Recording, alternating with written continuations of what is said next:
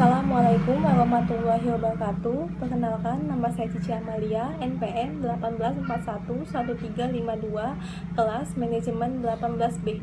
Di sini saya akan mereview atau mempresentasikan materi pertemuan 3 tentang balance of payment atau neraca pembayaran.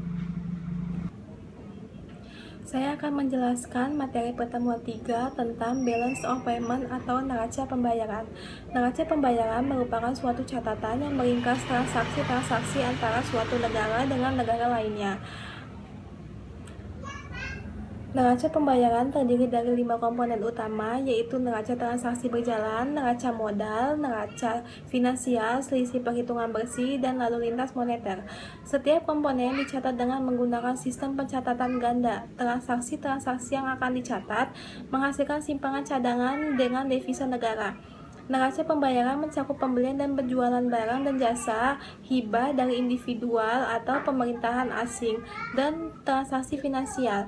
Umumnya, neraca pembayaran terbagi atas neraca transaksi berjalan yang terdiri dari neraca perdagangan, neraca jasa, dan transaksi payment, dan neraca lalu lintas modal dan finansial, dan item-item finansial lainnya. Yang selanjutnya yaitu kegunaan balance of payment atau BOP. Yang pertama, membukukan seluruh transaksi internasional yang terjadi antara penduduk dalam negeri dan luar negeri. Mengetahui struktur dan komposisi transaksi ekonomi internasional suatu negara. Yang kedua, mengetahui mitra utama suatu negara dalam hubungan ekonomi internasional. Yang ketiga, mengetahui posisi keuangan internasional suatu negara. Yang keempat, sebagai salah satu indikator yang akan dipertimbangkan IMF untuk memberikan bantuan keuangan, terutama kepada negara yang kesulitan dalam BOP. Yang kelima, yaitu sebagai salah satu indikator fundamental ekonomi suatu negara selain inflasi. Yang selanjutnya yaitu komponen neraca pembayaran atau balance of payment.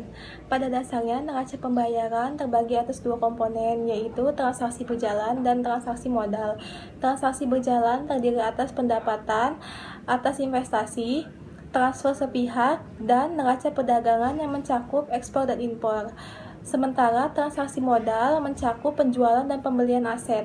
Transaksi modal juga bisa berupa penjualan aset non-finansial yang tidak diproduksi, misalnya pada pendapatan sewa kontrak hingga aset pemasaran. Sementara transaksi keuangan meliputi investasi portofolio, investasi langsung, derivatif, finansial, dan lainnya.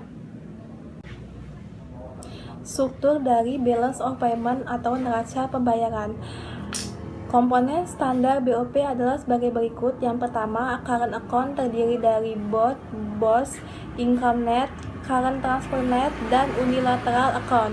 Ekspor pada current account dicatat sebagai kredit dan impor dicatat sebagai debit.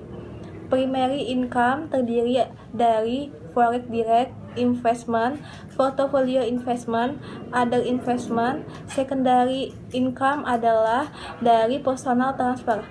Yang kedua yaitu balance of trade atau BOT, neraca perdagangan, yaitu dalam neraca perdagangan ini dicatat seluruh transaksi ekspor dan impor barang atau tangible good dengan ketentuan ekspor barang dicatat sebagai kredit dan impor sebagai debit. Prinsip pencatatan balance of payment atau neraca pembayaran. Transaksi yang akan mengakibatkan penerimaan devisa atau falas dicatat sebagai kredit. Sebaliknya, bagi transaksi yang menyebabkan pembayaran atau pengeluaran falas dicatat sebagai debit.